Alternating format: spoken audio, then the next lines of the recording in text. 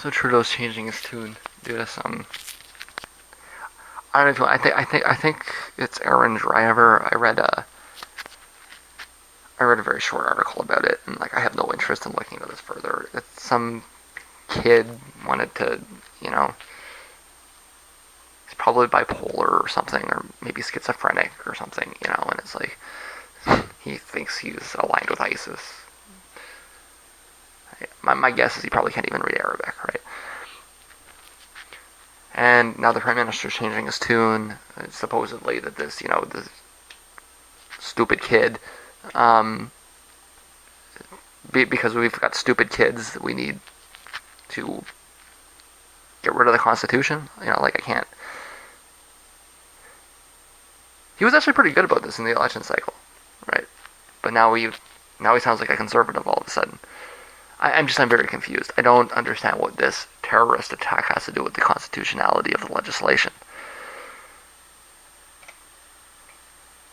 If it was unconstitutional last year, surely it was unconstitutional today.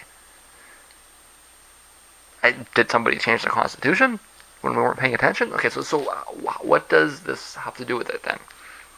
It doesn't matter what happens. It doesn't change the constitutionality. You could get some kid could succeed in blowing up the CN Tower. It doesn't change the constitutionality of the legislation. Somebody could actually succeed in assassinating the Prime Minister. It still does not change the constitutionality of the legislation. There is nothing in the world that could possibly happen. No event, no circumstance, no scenario that could possibly change the constitutionality of the legislation. Still got to put it in front of a judge and have the judge decide if the Canada has a clause in its constitution that says that we can allow things to exist in law when they're unconstitutional if the circumstances are extreme, right? So it's like basically we have a clause in our law that explains when we're allowed to suspend the Constitution, right? It doesn't make it constitutional. This is okay. We can forget about the Constitution for a little while, and I'm a pretty strict civil libertarian, right? I don't like these kinds of things, but I mean I can recognize that in the abstract there's a possibility where this could be useful, right? It's still not constitutional. It's just, So I mean, there's the article points out that there's this NDP member that wants to put a member's bill as though he thinks it can pass without the support from the Prime Minister's office, right? It's just politics. Forget that. Okay, if you're really, even as a sitting member of Parliament, okay. A private member's bill in Canada is essentially a waste of time. If I was this sitting member of Parliament, I would not pass a private member's bill. I would launch a constitutional challenge. Because that's how things get done in this in this country. We don't have a system of checks and balances through a parliamentary process, right? Now, one of the things he was supposed to be pushing for is more freedom of conscience votes in Parliament. And he could surprise me, right? But I mean, the NDP caucus is now very small. He would have to essentially get the Liberals to vote against their own, themselves in order to have it passed, because the Conservatives will never vote for it, right? And as a private member's bill, the government can essentially table it forever, right? Tabling a private member's bill in Canada is a way to pretend that you're doing something. If you want to actually get something done, the proper means of checks and balances regarding the Constitution is to get a court challenge, right? Is to get to the Supreme Court to determine whether it's constitutional. And our Supreme Court is very powerful. That's why it's so important that we not drop the process into some body, some independent body that can be captured by corporate interests. We need to have the kind of transparency that comes with an official process that we can audit properly, right? We need to have the accountability of having official documents to the Prime Minister's office.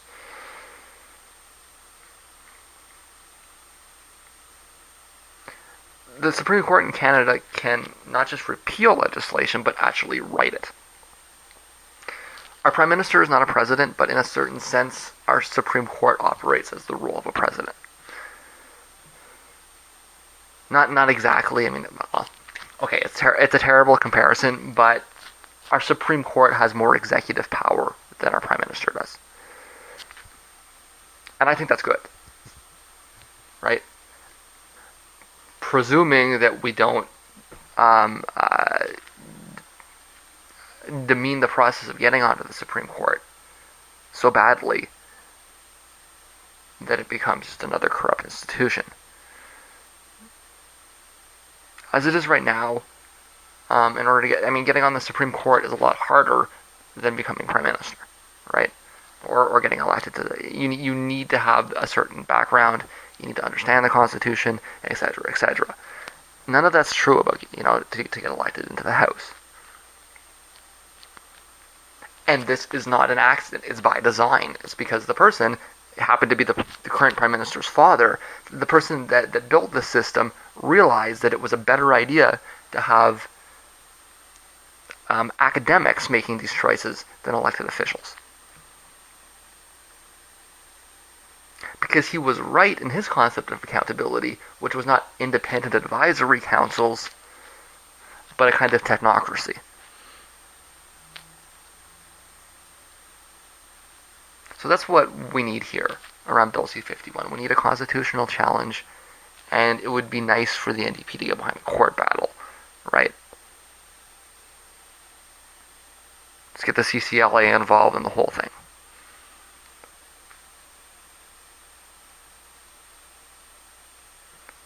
Raise funds for it. Get, awareness about it. It's just not, our system is not designed for a private member's bill to be able to do something like this. And if we do get to a point where that passes, the Prime Minister would be dead, right? Politically dead. The only way such a private member's bill could pass is if his caucus revolts. Not impossible, but it's a waste of, especially considering the popularity of the current Prime Minister, right? But if we get a constitutional challenge and the court says, okay, this is unconstitutional, then at that point, the government will be required to table legislation that affects it, and in fact, the court can just change it. Usually the way this works is that the court strikes the legislation down, declares it null, and gives them a grace period to come up with new legislation. But if the Supreme Court wanted to, it could just say, okay, it would be constitutional if you change this and that. And then, that's it. It's law. Like I say, I like that. Because when it comes down to it, the justices understand the Constitution. We can be sure of that. At this point, I'm pretty sure that the Prime Minister doesn't understand the Constitution. And let's be frank, there's no reason why we would think that he should. He has no academic background.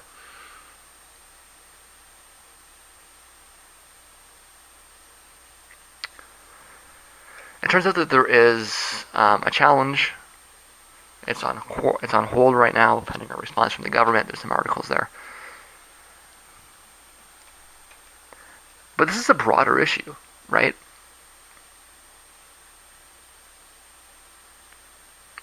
We seem to have an issue in Canada with governments that don't want to follow the framework that's been laid out. The last government did not want to follow the Constitution, and they had a really hard time passing legislation because of it. the fact that this government is a liberal government and that government was a conservative government doesn't change anything. Although I think that some of the people behind Trudeau think that it does. They seem to look at a lot of issues as though they're PR issues, right? As though the Constitution is determined through public polling, right? We did a poll on this, so therefore we can overrule the Constitution based on our polling. That seems to be how these people are thinking right now, right? The last government just didn't give a fuck. They were just like, this is just a stupid piece of paper. We don't care. We're gonna do what we want. This government seems to think that the tyranny of the majority is more valid than constitutional law. Of course it's not. And if this government doesn't want to follow the Constitution and wants to push through the same kinds of unconstitutional provisions, then it will be gutted by the courts just like the last one was.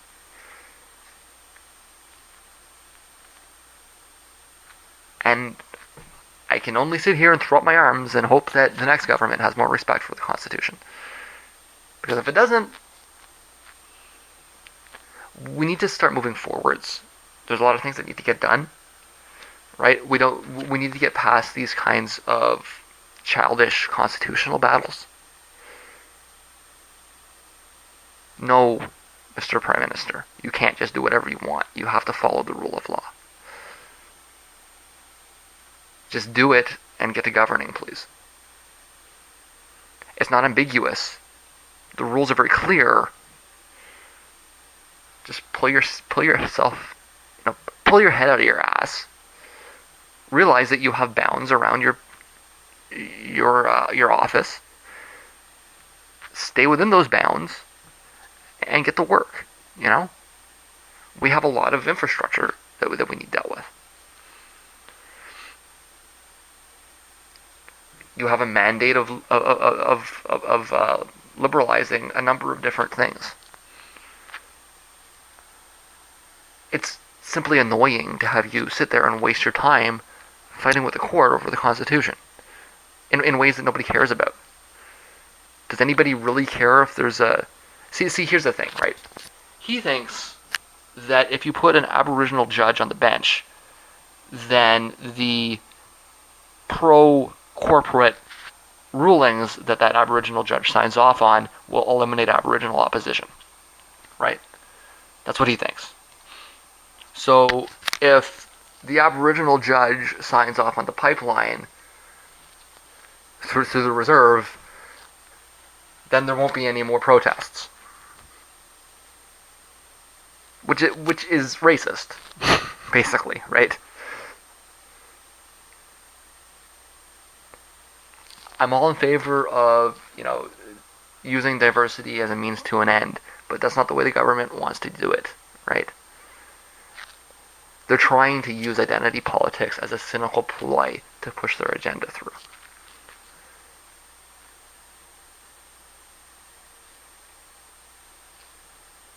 And this is not, like I say, as a voter, there are a number of things that I voted for you to get done. We need infrastructure and green energy particularly. It would be nice to have marijuana legal finally. It should have never been illegal in the first place, and etc. And these paper battles that you have no chance of winning are just a waste of everybody's time. It's like give up or go home. There's no way that he's ever going to overrule the Constitution with identity politics or appeals to authority. And he is just wasting his time. But he's not just wasting his time. He's wasting the court's time. He's wasting the parliament's time. And he's wasting the country's time. The Prime Minister is not the king, and he's not the president. Canada has a very strict tradition of the rule of law. We don't have a concept legally of an executive order.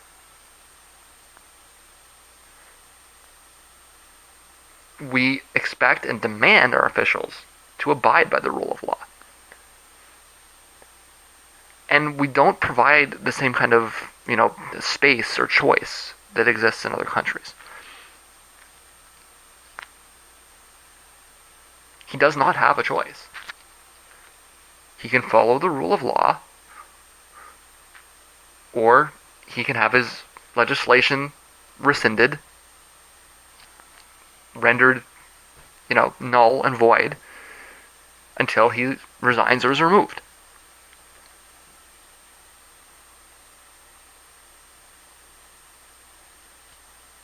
He can't just dictate things. We have no history of that here. We don't need to change the way the Senate operates. Okay? It's a waste of time. We don't need to change the way the court is chosen either. Except, the court, the Chief Justice suggested that it would be useful to speed up the process. Okay. And we seem to have a lot of vacancies. What he's doing is the exact opposite of that, right? These things are not broken, excluding the critique I just mentioned. But what is broken is that the Prime Minister's office has been trying to take more and more power for itself, and failing. Just wasting everybody's time. And that if he wants to look at a part of the system that needs to have its power cut, it's the Prime Minister. Okay? The institution that needs to be taken down a notch is his own, and his actions are demonstrating it. Okay? The last 10 months of amateur idiocy coming out of the Prime Minister's office are just evidence that the office is taking too much of a role on for itself. And in the meantime, nothing has been done. There's no meaningful legislation. The only meaningful legislation that came out of the last Parliament was the right to die legislation that was pushed down from the court.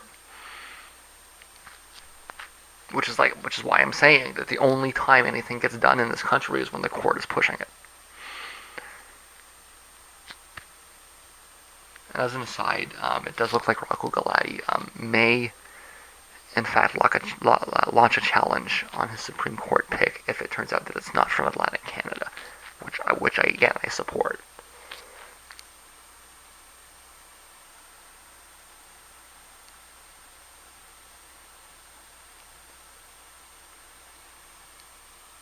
This is I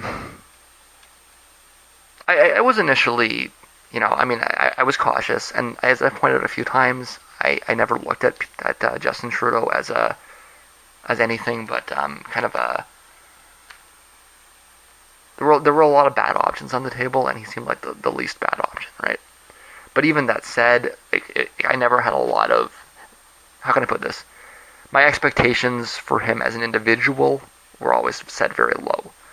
And, I think a lot of people will tell you that that's helped him, right? But this is lower than I ever, what we're getting is worse than I ever thought was possible.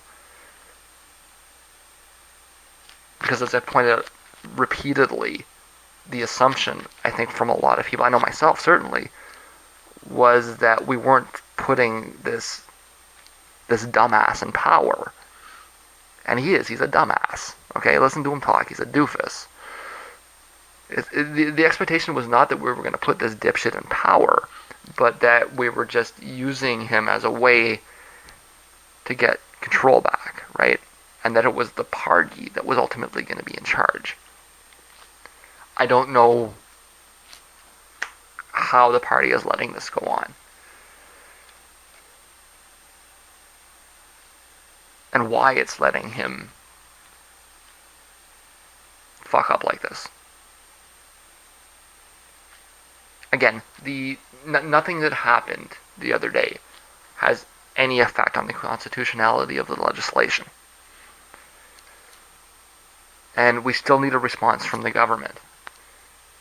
And the court will not interpret the case in light of this. Or if it does, it's going to be very... the court will not take that argument seriously. I can guarantee you that. And what I'm feeling like is just that he's wasting everybody's time with very childish games, instead of doing the things that he was elected to do. One of which was remove the unconstitutional provisions in Bill C-51. I'm still waiting.